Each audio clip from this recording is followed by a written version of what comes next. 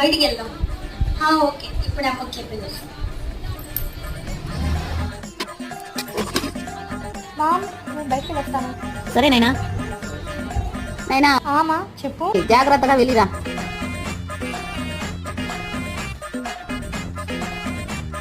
జాగ్రత్తగా వెళ్ళిరా నైనా. సరే.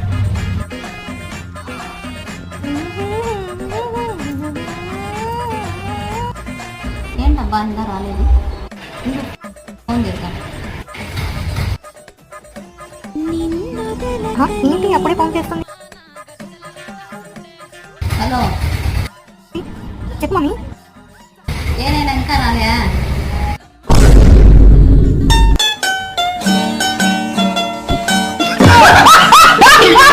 వందనాలమ్మా.